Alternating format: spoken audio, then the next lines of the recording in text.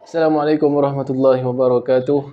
Alhamdulillahirabbil alamin wassalatu wassalamu ala asyrafil anbiya'i wal mursalin wa ala alihi wa sahbihi ajma'in. Qalu subhanaka la ilma lana illa ma 'allamtana innaka antal alimul hakim. Wa la haula wa la quwwata illa billahil aliyil azim. Amma ba'.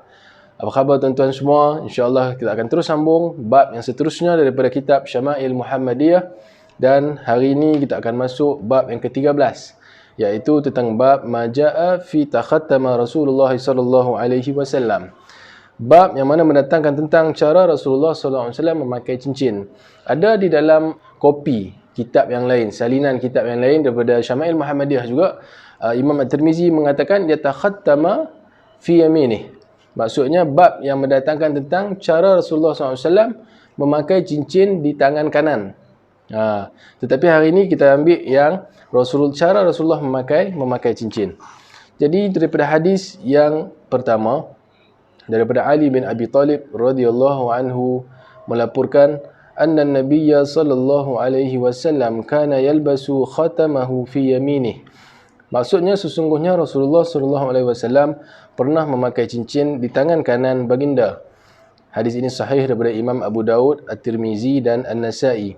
Jadi jelas di situ kita nampak bahawa Rasulullah SAW pakai cincin di jari kanan, di jari bahagian tangan kanan. Di jari mana? Kita akan masuk sekejap lagi insya-Allah. Tapi Rasulullah pakai cincin di tangan kanan. Kan hadis ni jelas. Salah satu sebab ulama beritahu kenapa? Sebab untuk sebagai perhiasan kita, untuk perhiasan diri dan juga untuk kemuliaan. Jadi benda yang mulia ni seeloknya kita letak di bahagian kanan. Jadi Nabi SAW dia pakai cincin di tangan kanan. Itu jelas.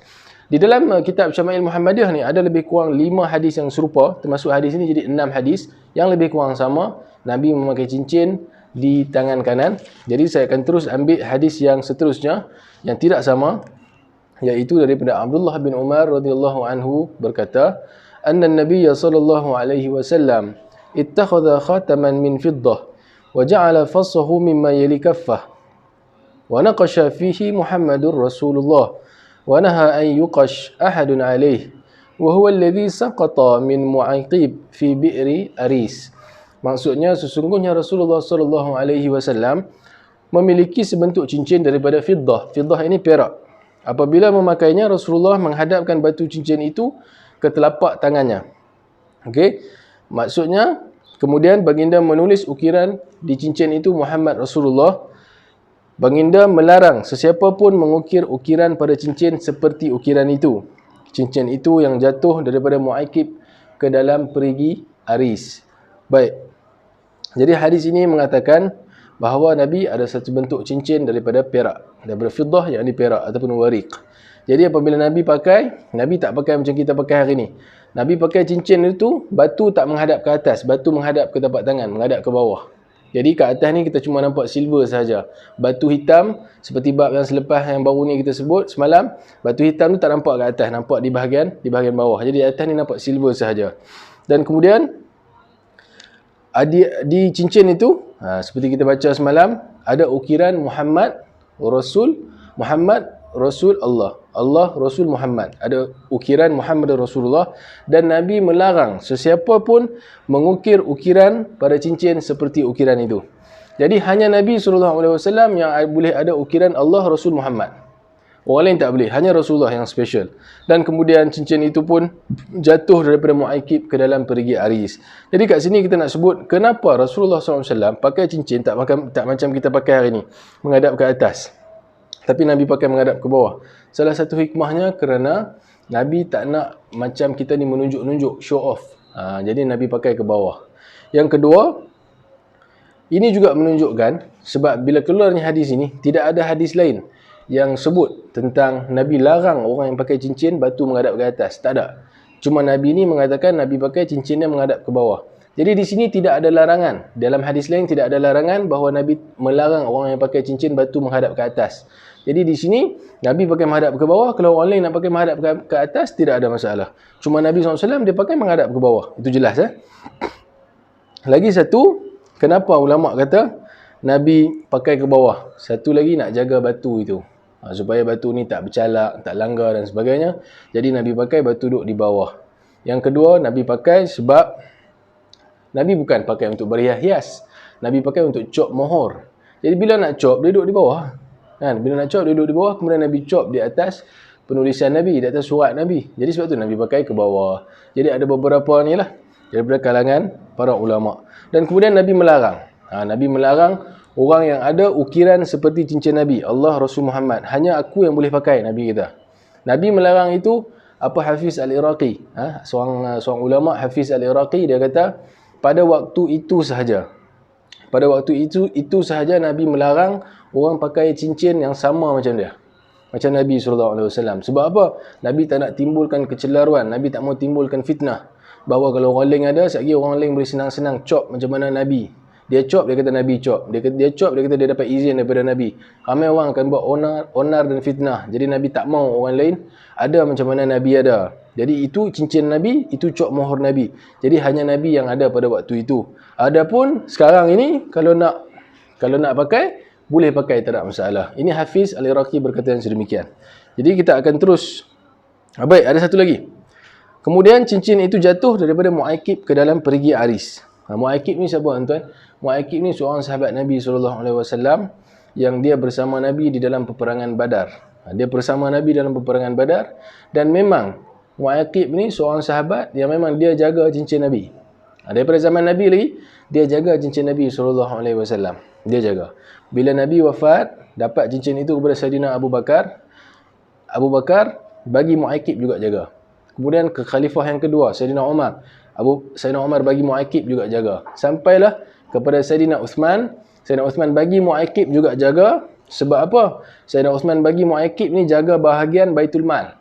Jaga bahagian Baitul Mal. Jadi termasuk dalam tu cincin Nabi SAW. Uthman bagi amanah untuk Mu'aikib jaga.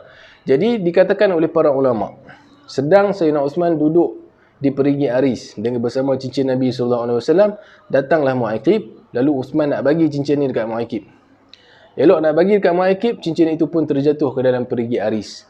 Ini yang dikatakan oleh para ulama, wallahu ta'ala a'lam. Kita akan terus ke hadis yang seterusnya. Hadis ini daripada Muhammad Al-Baqir radhiyallahu anhu berkata, "Kana Al-Hasan wal Husain yatakhattaman fi yasarihima."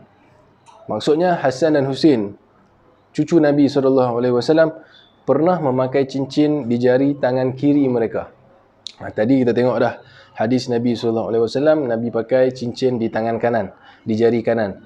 Hadis ini mengatakan bahawa cucu Nabi SAW, Hasan dan Husain, kita tahu kesayangan Nabi SAW, pernah memakai cincin di jari tangan kiri mereka. Okey? Jadi hadis ini sahih daripada Imam At-Tirmizi. Dan Imam At-Tirmizi mengatakan hadis ini hasan sahih. Jadi di sini ada keterangan bahawa di dalam kitab ataupun di dalam hadis Imam Muslim banyak menunjukkan bahawa Nabi SAW sendiri memakai cincin di tangan kiri. Jadi Hasan dan Husain cucu Nabi ikut Nabi pakai cincin di tangan kiri. Jadi dalam Syama'il Muhammadiyah ini adalah satu-satunya hadis yang menunjukkan bahawa Hasan dan Husain memakai di tangan kiri. Di dalam bahagian lain semuanya mengatakan bahawa Nabi pakai tangan kanan. Dan ini sahaja satu-satunya hadis yang menunjukkan bahawa Hasan dan Husain memakai di jari kiri. Ada di hadis-hadis yang lain, ulama berkata bahawa Nabi SAW memakai cincin di jari tangan kanannya yang lain. Ulama sebut macam tu. Nabi SAW pakai cincin di jari tangan kanan dia yang lain. Jadi maksudnya di situ Nabi pakailah juga di jari kiri, di tangan kiri. Jadi Abu Al-Syekh di dalam kitab Akhlaq An-Nubuwah dan juga Al-Baihaqi di dalam kitab Al-Adab mengatakan bahawa Nabi SAW, Abu Bakar, Umar, Ali, Hasan dan Husain memakai jari seperti Nabi pakai, iaitu pakai di jari kiri. Baik Jadi kita boleh faham. Ada yang kata pakai jari kiri, ada yang kata pakai jari kanan. Jadi kita mazhab Syafi'i mengatakan bahawa pakai di tangan kanan ini, cincin pakai di tangan kanan ini lebih afdal, lebih baik daripada kita pakai di tangan kiri. Adapun di dalam mazhab Maliki, dalam mazhab Malikiyah, pakai tangan kanan ni makruh. Allah tak suka. Pakai di tangan kanan ni makruh, tapi pakailah di tangan kiri. Sesuai dengan hadis yang Hasan dan Husain ini. Sesuai dengan hadis yang Imam Muslim mengatakan Nabi pakai tangan kiri.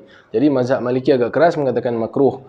Tetapi kita yang paling penting, kita pakailah di jari kelingking ataupun di jari manis. Itu yang pastinya. Nak pakai tangan kiri, tangan kanan tidak menjadi masalah, insya-Allah. Jadi hadis yang seterusnya kita akan masuk daripada Abdullah bin Umar radhiyallahu anhu berkata, "Ittakhadha Rasulullah sallallahu alaihi wasallam khataman min dhahab, fakana yalbasuhu fi yaminih, fattakhadha an-nas khawatim min dhahab, fatarahahu wa qala la albasuhu abadan, fataraha an-nas khawatimahum." Maksudnya Rasulullah sallallahu alaihi wasallam memiliki sebentuk cincin daripada emas. Okey ya. Hadis ini mengatakan bahawa Rasulullah SAW memiliki sebentuk cincin daripada emas dan baginda pun memakainya di jari tangan kanan. Hadis ini kata Nabi ada cincin emas dan Nabi pakai cincin emas dan Nabi pakai di jari tangan kanan. Okey, hadis ini turunnya sewaktu belum lagi ada larangan di dalam Al-Quran daripada Allah bahawa lelaki tidak boleh pakai emas. Waktu tu belum ada lagi teguran ataupun larangan daripada Allah. Jadi waktu tu lelaki boleh lagi pakai emas. Jadi tak ada masalah dan Nabi pakai ketika itu. Lalu orang ramai turut memakai cincin emas meniru seperti Rasulullah SAW. Ketika ini turun ayat daripada Allah. Turun ayat daripada Allah melarang orang lelaki memakai cincin ataupun memakai sesuatu daripada emas. Dan ketika itulah Rasulullah SAW mencabut dan melempar cincin emasnya dan berkata, "Aku tidak akan memakainya lagi buat selama-lamanya." Orang ramai turut mencabut dan melempar cincin emas mereka. Nampak itu First kali, dia kata Rasulullah ada cincin emas dan Rasulullah pakai cincin emas di jari kanan. Waktu Rasulullah pakai itu, belum ada larangan daripada Allah. Dan kemudian, Rasulullah nampak ramai orang tiru macam Nabi, pakai juga cincin emas yang laki-laki ini. Ketika itu turun ayat daripada Allah dan Rasulullah berkata, "La albasuhu abadan." Aku tak akan pakai dah cincin emas ini. Lalu Nabi lempar cincin itu dan orang lain pun lempar cincin itu juga. Sejak daripada itu sehinggalah ke hari ini, sehingga ke hari kiamat, orang lelaki tidak boleh pakai apa pun daripada emas. Jadi sekian dengan itu, selesailah kita punya bab cara Rasulullah SAW memakai cincin. Jadi kita boleh nampak bahawa di dalam kitab ini tidak ada satu hadis pun yang tetap tentang jari mana yang Rasulullah pakai. Tak ada dalam kitab Syama'il Muhammadiyah ni Nabi pakai jari kelingking ke, jari manis ke, jari tengah ke, jari telunjuk ataupun ibu jari. Tak ada. Tak ada yang tetap. Tapi yang pastinya Nabi melarang orang pakai daripada jari telunjuk dan jari tengah. Itu larangan Nabi SAW. Dan akan tetapi banyak hadis. Banyak hadis daripada kitab Imam Bukhari dan Imam Muslim mengatakan bahawa Nabi SAW memakai cincin baginda pada jari kelingking. Pada jari kelingking sebelah kanan. Dan seperti yang kita baca tadi, Nabi pakai ke arah bawah cincin dia. Dan Nabi pakai di jari kelingking. Salah satu sebabnya sebab apa? Sebab mudah bila nak pegang barang, mudah bila nak tulis, mudah bila nak buat kerja. Bila nak buat kerja, jari kelingking ni tak kacau. Jadi bila kita pakai jari kelingking, dia tidak mengganggu kita punya aktiviti seharian. Dan ini dikatakan oleh Ibnu Al-Jama'ah bahawa dia juga bila kita pakai di jari kelingking, kita tidak seolah-olah menunjuk-nunjuk ke orang. Kan kita pakai pun tersorok di jari yang paling kecil, menghadap ke bawah. Seolah-olah kita tak menunjuk, tak show off kepada orang, dan dia pun tak mengganggu kita punya aktiviti seharian. Jadi insya-Allah tuan-tuan yang dirahmati Allah, moga jelas dengan hadis tentang cincin Nabi dan tentang cara Nabi memakai cincin. InsyaAllah esok kita akan sambung tentang pedang Rasulullah SAW. Apa yang kita boleh dapat daripada cincin Nabi ini? Kita boleh dapat antara sunnah Nabi SAW bahawa Nabi memakai cincin. Nabi memakai cincin, ada yang ulama kata untuk perhiasan, ada hadis yang mengatakan untuk cop mohor. Jadi pada hari ini, kita insya-Allah boleh mencontohi sunnah Nabi SAW, kita pakailah cincin. Kan, kita pakailah cincin, kerana Nabi pakai cincin, kita akan dapat pahala sunnah. Jadi moga-moga kita amalkan dan kita sampaikan kepada orang lain. Yang mana dah subscribe, yang sentiasa menonton, saya ucapkan terima kasih banyak-banyak. Yang mana baru menonton, silakan subscribe dan like di sini. Dan saya akan teruskan dengan konten-konten yang menarik. Jangan lupa support. Assalamualaikum warahmatullahi wabarakatuh.